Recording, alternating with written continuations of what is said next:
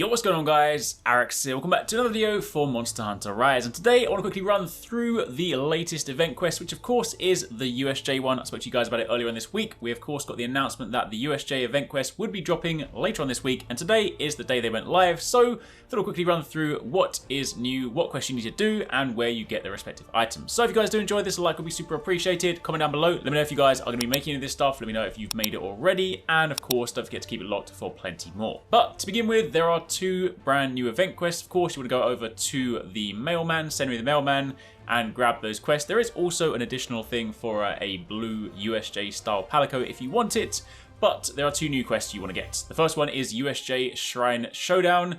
This is the quest that you need to do if you want to craft the weapons. We'll speak about the items in a minute, but don't forget that of course means the longsword and the bow. So if you want those, then make sure you do this quest, because of course the item you get will lead to those weapons.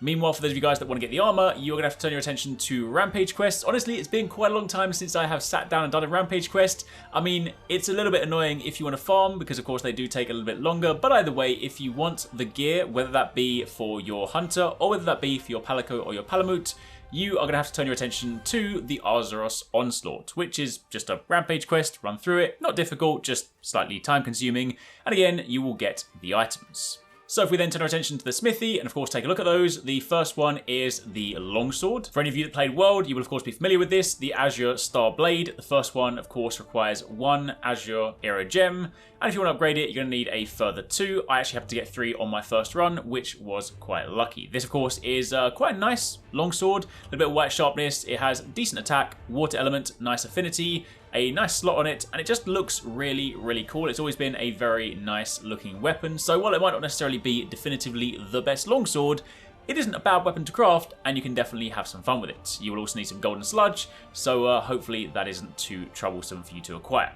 Meanwhile, for the bow, if you jump over, you have the Azure Era Worm Bow. Again, same principle, 1 gem to craft it, and then a further 2 to upgrade it. This one, of course, has 190 attack, again, water element, nice affinity, nice slot. You have the recovery arc shot, and it is a spread type bow. So, again, if that is your preferred playstyle, then this is the weapon. Also, very cool looking. Of course, this was the one that was introduced in Iceborne. The longsword came from World originally. That was the first USJ weapon. Iceborne introduced the bow. Then if you turn your attention to the armor, of course it is under the special tab. This is the Azure Age armor set. Again, you know, I did actually prefer the look of the World armor set and some of the previous ones.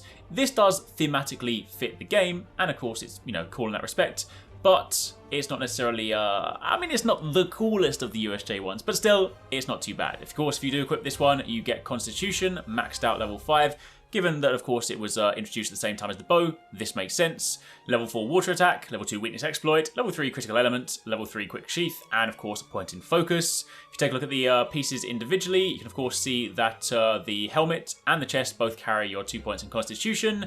Your arms, of course, the final point with some critical element.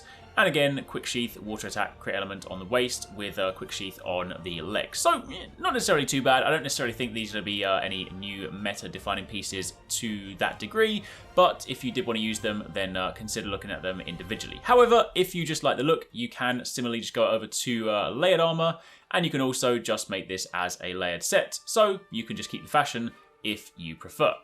Then finally, turn your attention to the Palco equipment. Of course, if you want to scroll down to the bottom, you will get the Azure Era armor set, which is both the fan and also the 2 armor pieces as well. That's for the cat. And you also have the same for the Palamute.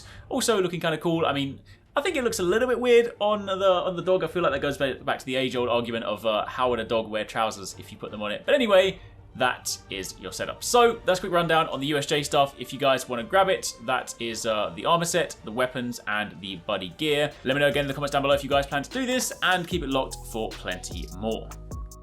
Thanks very much for watching. I hope you guys enjoyed the video. If you want to catch more from us, don't forget to subscribe and turn on notifications so you don't miss our latest uploads. And if you want somewhere to hang out, play games, or chat all things from games to anime, food to fitness, consider joining the HyperX Gaming Discord.